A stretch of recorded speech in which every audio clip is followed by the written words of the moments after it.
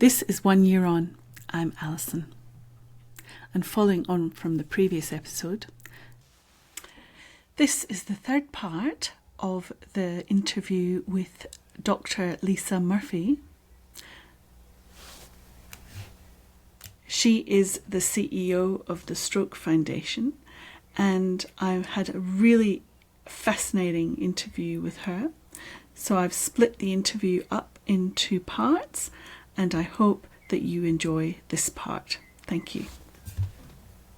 So, what support and how can people actually get support?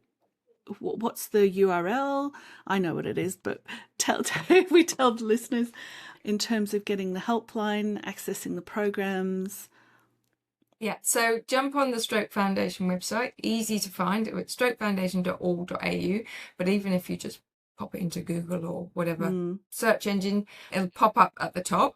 And then, you know, have a look round. If you're in crisis, then you can phone Stroke Line. It's 1-800-STROKE.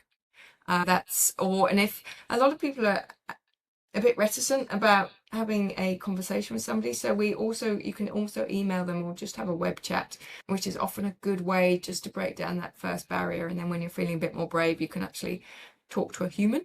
And the Enable Me platform's there, as is lots of information and resources, but also our Young Stroke website, which is particularly designed for younger people who've had a stroke, because needs and priorities are very different in younger people to older people. So that's also there.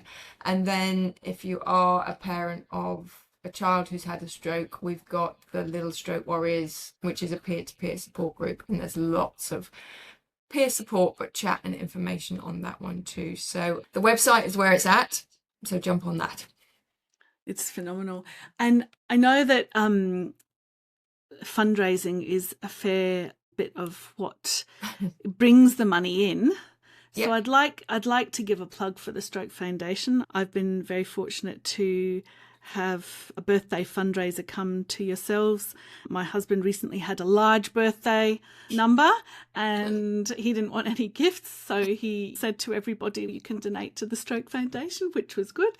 And a recent loss that a person who has passed, not necessarily from stroke, but fairly close to that. I'm hoping to organise a fundraising event in honour of that person to bring much more money to the organisation. I think it's really important to be able to support you guys. Yeah, I'm sorry to hear about your loss, Alison. That's really sad.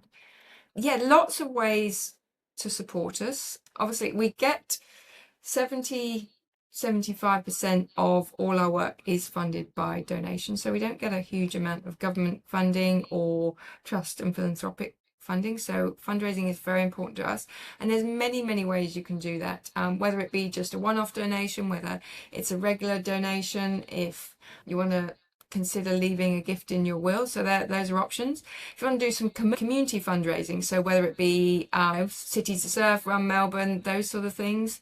Also have on our website, there's a whole list of ways to get involved.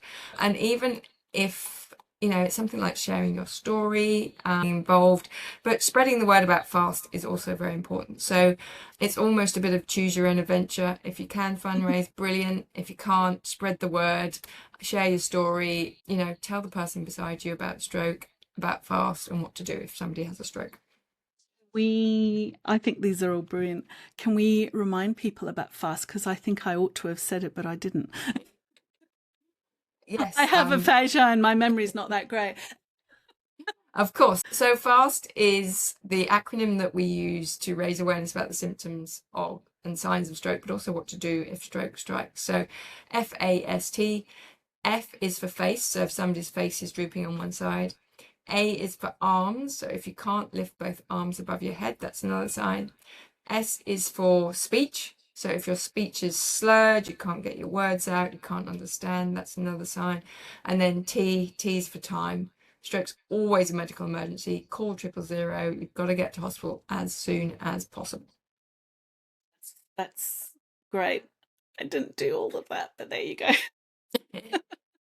I was a bit stupid. So look, it's absolutely been fabulous to have you here with us today, Lisa. And as always, I like to try and raise as much money as possible. That's why I'm plugging everything as I can. You know, it's really great that you've been able to spend this time with me today and be so generous in talking through stroke. Is there anything else that you would like to add that I maybe haven't covered that you normally talk to people about? I think one of the things that, along with FAST, is some of the kind of misconceptions about stroke, and it does align. So we've talked a bit about young stroke, but people just are not aware that stroke happens to younger people, and that a quarter of all strokes happen to those under the age of 65, and that children and babies have strokes too. So that's something we're always trying to raise awareness about. The other thing is that there are treatments available for stroke, and I think because, you know, maybe 20 years ago there wasn't, as technology and medicines have evolved, there are absolutely treatments available for stroke. So that's why we call it a medical emergency, because the sooner you get treatment, the better your outcome. So there is a treatment. So let's quash that myth. And then I think probably the other one is that strokes in men and women are not the same. So although, you know, we talk about the fast signs of stroke, which is the very focal signs, the one-sided signs, our other signs and symptoms, and women tend to get those more.